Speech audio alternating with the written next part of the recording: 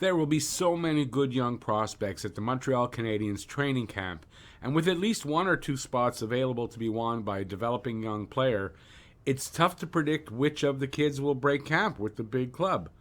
I think there are three young players that could possibly steal their way onto the roster to start the season. Here's who I think they are, but first, welcome to Talkin' Habs, where you get your daily fix of Bleu Blanc Rouge. Hey everybody, I'm Rick, welcome in. The Montreal Canadiens 2023 training camp will be an extremely competitive one with not many spots available to be won.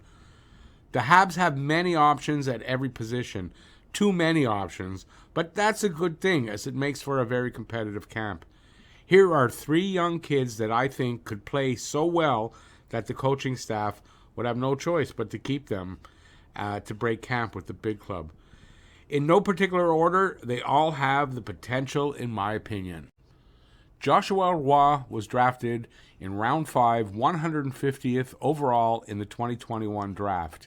He's come a long way since then, going from a pretty much strictly offensive star to being a really good two-way forward who racks up points in a top 6 role, but now delivers an excellent two-way game, a 200-foot winger.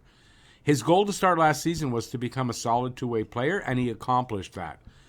Plus, he put up 99 points in the Q and 11 points in 7 games, winning gold at the World Junior Championships, the under-20s. At 20 years old, he will most likely head to Laval to play for the Rocket in his first pro season, but I think he has a legitimate shot to steal a spot at right wing. His play will dictate that, of course, but the opportunity presents itself. Can he step up and grab it? That's the question. Roy strikes me as a guy who could, if he wins a spot, have Calder Trophy potential. He's a top 6 player and needs to play in that role. If he legitimately wins a job in a top 6 role, great. If not, down to Laval to earn his next opportunity. If you like this, give a thumbs up, leave a comment, and please share this video. Emil Heidemann, acquired in the trade that sent Tyler Toffoli to Calgary, is a Swedish forward whose game is best suited to the North American style of hockey and the smaller ice, and is a middle 6 player at best. At the 2022 training camp, Heidemann was a surprisingly good performer, and he made an impression. He went back to Sweden, and at the end of his season there, joined the Laval Rocket, where he had 7 goals in 11 games, but provided little to no offense in the playoffs. He has a shot described this way. It goes through players rather than around them. He has a heavy, accurate wrist shot. He can score from anywhere in the offensive zone, the blue line, half wall, or in the slot. Effective on the power play, which Montreal needs help on. He's deceptive with a good, accurate shot and deadly too.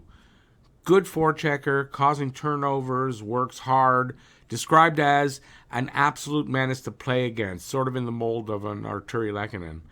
Biggest weakness is his defensive play in the defensive zone, and he'll need to have taken a step up defensively to steal a spot. His NHL caliber shot won't get him his spot unless he's improved elsewhere, but he came close last season and could get there maybe this season.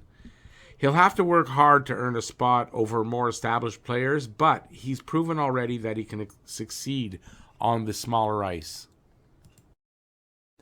Center Owen Beck was the final cut in camp last year, and with the injury to Christian Dvorak at 3C, could be the solution for that role to start the season, at least till Devo returns a few weeks into the season. One of the best centers in the OHL, and maybe the Habs' best two-way center in their system, could play a 2C role, but in Montreal, there's really no room for him over Kirby Dach. I like to call him the new Guy Carbonneau. I think he could be that good of a checking center.